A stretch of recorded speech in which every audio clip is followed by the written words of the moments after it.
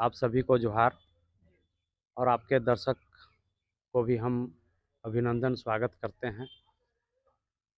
केंद्र की सरकार के द्वारा जातीय जनगणना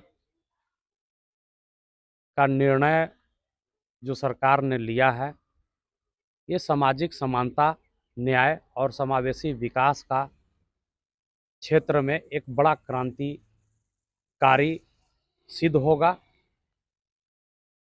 पिछले कई वर्षों से आजसू पार्टी के हमारे केंद्रीय अध्यक्ष माननीय सुदेश कुमार महतो और पार्टी के तमाम पदाधिकारी इस विषय को लेकर के सड़क से लेकर के सदन तक और हर सभाओं में जातीय जनगणना को कराने को लेकर के मुखर रूप से पार्टी हमारा अग्रसर रही है।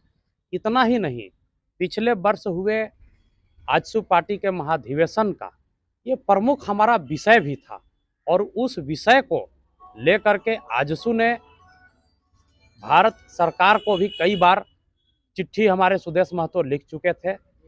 यहाँ तक कि विधानसभा में भी सुदेश महतो ने इस मांग को कई बार रखने का काम किया। आज उसी का परिणाम है कि आजसू का जो भी मांग है, चिर परिचित मांग और जनता से जो जुड़ा हुआ जो विषय है, वो पूरा होते हुए दिखाई दे रहा है। इसलिए हम केंद्र की सरकार, मोदी की सरकार को हम सराहनीय कदम मानते हैं, हम उनका आभार प्रकट भी करते हैं। आप झारखंड में देखेंगे कि ये आदिवासी बहुल क्षेत्र है, जहाँ पर दलित, पिछड़ा और अल्पसंख्यक लोग, जहाँ पर मैक्सिमम लोग निवास करते हैं, इनका संख्यानुपातिक संख्या सही ढंग से नहीं आ पाने के कारण विकास के मार्ग में कहीं ना कहीं यह रुकावट पैदा होता था। जब तक ये जातीय जनगणना अब जब हो जाएगी तो एक हिसाब से एक सिस्टम के साथ सभी वर्ग के लोगों का आंकड़ा जो है बिल्कुल एकदम सटीक आ जाएगा और सरकार को उस विषय को लेकर के काम करने में काफ़ी सहूलियत होगी। जो भी वर्ग के लोग जो पिछड़ रहे हों, जो दबे कुचले लोग हों, जो समानता का अधिकार में जो पिछड़ रहे हों, उन सभी को आगे आने के लिए एक अवसर प्रदान करेगा यह जातीय जनगणना। दीपक जी, आपने सराहना की है और ये सच्चाई भी है कि आजसू ही नहीं, तमाम विपक्षी दल भी जातीय जनगणना का मांग जोशों से उठा रहे थे, लेकिन भाजपा की तरफ से अचानक जातीय जनगणना को स्वीकार कर लिया गया। जबकि मोदी जी इसके खिलाफ ही बोलते थे कि एक है तो सेफ है, योगी जी बोलते थे बटेंगे तो कटेंगे। अचानक से भाजपा ने क्यों जातीय जनगणना स्वीकार कर ली, क्या लगता है? इस पर तो ज़्यादा हम कुछ कहेंगे नहीं, इसलिए कि भाजपा के एजेंडे में क्या रहा है नहीं रहा है उस विषय को तो हम लोग नहीं कुछ कर सकते हैं। लेकिन भारत सरकार अभी देश हित में बहुत ही बेहतर कार्य कर रही है, इसके लिए हम उनकी प्रशंसा करते हैं। और आजसू का जो भी मैनिफेस्टो में रहा है, तो हम उस बिंदु को लेकर के आजसू हमेशा अग्रसर रही है। चाहे वो पिछड़ा वर्ग का आरक्षण को लेकर के भी मांग रहा हो, हम उसके लिए भी अब आजसू पार्टी पूरे झारखंड में एकदम मुखर रूप से सड़क से सदन तक लड़ने का आजसू काम किया है। अभी देखेंगे ट्रिपल टेस्ट के नाम पर पूरे राज्य ही नहीं, जिला स्तर पर भी आप देखेंगे कि ट्रिपल टेस्ट के नाम पर यहाँ के अधिकारी, यहाँ के पदाधिकारी पिछड़े वर्ग के हाशिए पर धकेलने के लिए फर्जी ट्रिपल टेस्ट करा करके राज्य सरकार को रिपोर्ट कर दिए हैं। आजसू लगातार आप लोगों के माध्यम से ही आप सभी वार्डों तक हम लोग जाने का काम किए हैं, आप लोग भी न्यूज कवरेज किए हैं, जनता के बीच में उसको रखने का काम किए हैं। इसलिए आजसू हमेशा से दबे कुचले लोगों को आवाज बन कर करके उनके विषय को लेकर के हम उस पटल पर रखने का काम किए हैं, जहां से इनका मार्ग, विकास के मार्ग पर आगे बढ़ने का काम हो सके। जी, आप कह रहे हैं कि आपकी एनडीए की सरकार आपकी मांग थी, लेकिन यहाँ कांग्रेस की तरफ से आ रहा है कि राहुल गांधी कह रहे हैं कि हमने मोदी को झुका दिया। इसको आप कैसे लेते हैं? अरे ये भाई, ये तो बहुत हास्यास्पद विषय है।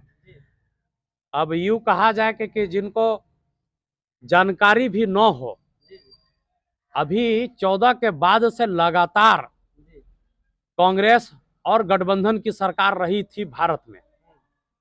आप उतने दिन तक कहां थे? आज जब कई पार्टी के लोग जातीय जनगणना के मांग को रख रहे थे, उन मांगों को माननीय प्रधानमंत्री ने स्वीकार किया और स्वीकार के साथ ही इसको जातीय जनगणना कराने के लिए निर्णय लिया। तो राहुल गांधी का कहां बात है? राहुल गांधी कब बोले थे कि जातीय जनगणना होनी चाहिए? उनके पहले भी प्रधानमंत्री रहे हैं, उनके पार्टी के उनके पिताजी भी रहे हैं, उनकी दादी भी रही हैं, तो सब लोग आपके सरकार में रहे हैं, लेकिन इस वर्ग के लिए कभी सोचा नहीं किया।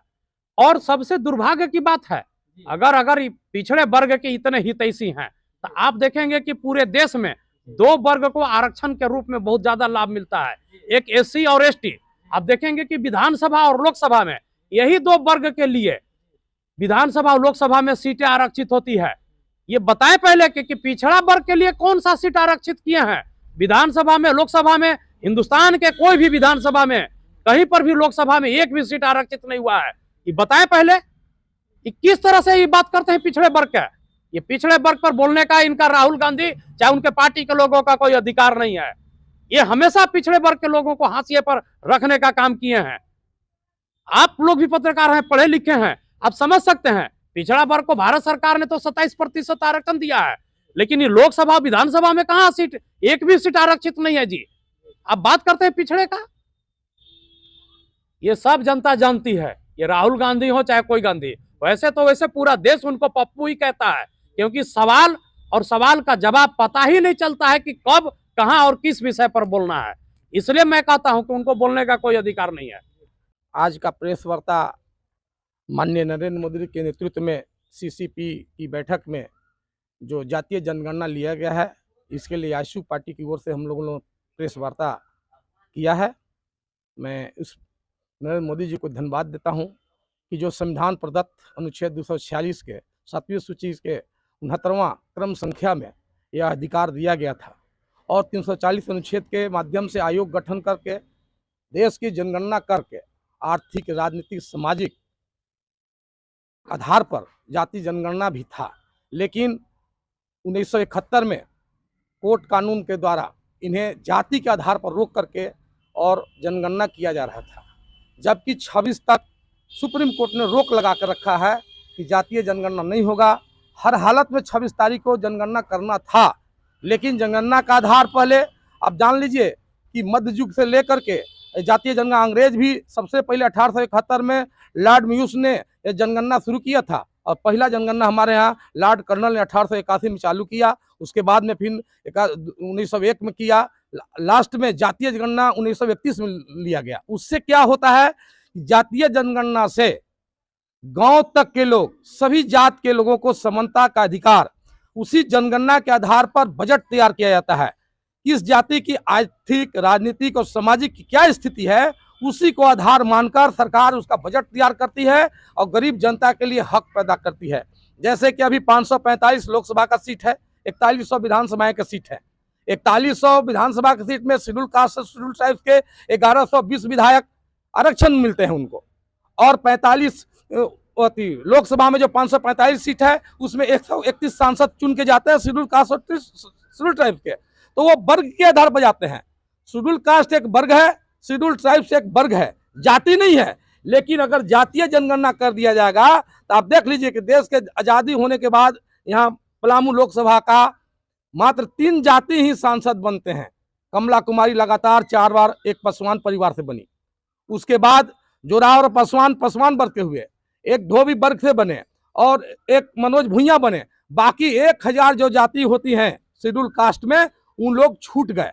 अगर जातीय जनगणना हो जाएगा तो यह सरकार को मालूम होगा कि देश के आज़ाद होने से बाकी जो 980 जाति हैं, 990 जातियां हैं, उनको अभी तक आज़ादी के बाद भी अधिकार नहीं मिल पाया है। अगर जाति जनगणना हो जाएगा तो देश में जो 5 सरकार चलती हैं, संघ की सरकार, राज्य की सरकार, नगर निगम की सरकार, पंचायत की सरकार, जिला परिषद की सरकार, 5 में भागीदारी जब मिल जाएगा तो सभी समाज के लोग, सभी जाति धर्म के लोग जो जात में बटे हुए हैं, सभी को अधिकार मिल जाएगा। इसलिए जाति गणना बहुत जरूरी था और मैं धन्यवाद देता हूं। उन्हें संविधान को, लोग उन्हें संविधान विरोधी कहते हैं इस पार्टी को, लेकिन संविधान को संजो करके लोगों जनता के बीच में रखने का काम किया है। आप देखे होंगे कि अभी हम लोगों ने आशु पार्टी के लोगों ने लगातार ट्रिपल टेस्ट के मामला पर नगर पंचायत, नगर निगम के लिए हम लोग गढ़वा जिला में डोर टू डोर जाकर सर्वेक्षण की मांग कर रहे थे। जनता से आवाज आ रही थी कि हमारे आरक्षण नहीं हुआ है। हम लोग पिछड़ा आयोग को कंप्लेन किया, पिछड़ा आयोग ने आन कर हमारे उपायुक्त महोदय को पत्रांक दिनांक दे करके दिया। अभी फिर उन यहाँ के गढ़वा के सीओ के जांच के लिए दिए हैं। मैं उपायुक्त महोदय के फिर से मुंह पर जवाब दिया है कि अगर जिस तरह से नगर पंचायत नगर निगम के लोग लीपा पोती कर पिछड़े वर्ग के लोगों को अधिकार को रोका है, अगर सीओ साहब भी फिर इसी तरह से लेटर बनाकर केवल जांच लिख के भेज देंगे तो हम लोग फिर आजसू पार्टी लड़ने के लिए तैयार हैं। हम चाहते हैं, हम डीसी साहब से फिर मांग करते हैं कि 81 वार्ड है, 21 वार्ड में किसी वार्ड में उपायुक्त महोदय चल करके खुद स्वयं जांच कर लें, खुद पता चलेगा कि यहाँ जांच हुआ है या नहीं हुआ है। लीपापोती करने का काम नहीं करें, लीपापोती के काम करेंगे तो आजसू पार्टी बराबर लड़ी है। लोग ये भी सवाल उठाते हैं कि बीजेपी के मुद्दा में यह जातीय जनगणना नहीं था, आखिर कैसे आया। आप जानते हैं कि बीजेपी की सरकार और आजसू की सरकार केंद्र में सरकार चलती है। जब से हमारी पार्टी सरकार आई है वो हमारे सुदेश कुमार महतो जी ने जाति जनगणना के लिए इस पार्टी में बार बार संदेश बार बार याद दिलाते रहते थे। यही सुदेश कुमार महतो जी का देन है, हमारे राष्ट्रीय अध्यक्ष जी का देन है कि यह बात हमारे राष्ट्रीय अध्यक्ष या नरेंद्र मोदी के दिमाग में आया कि जो हमारे साथी सहयोगी है वो अच्छा मुद्दा अच्छा काम लेके आया है, उनकी बात को प्रस्ताव पर रखा जाए। इसलिए हम लोग सुदेश कुमार महतो को धन्यवाद देना चाहता हूं। उनने अपने लड़ाई को मंजिल तक जा करके लड़ा करके एक एक गरीब जनता के लिए उन्होंने कानून बनवाने का काम किया। मैं उन्हें हार्दिक बधाई तहे तहे देता हूं। मैं शंकर प्रताप विश्वकर्मा आजसू पार्टी केंद्रीय सचिव।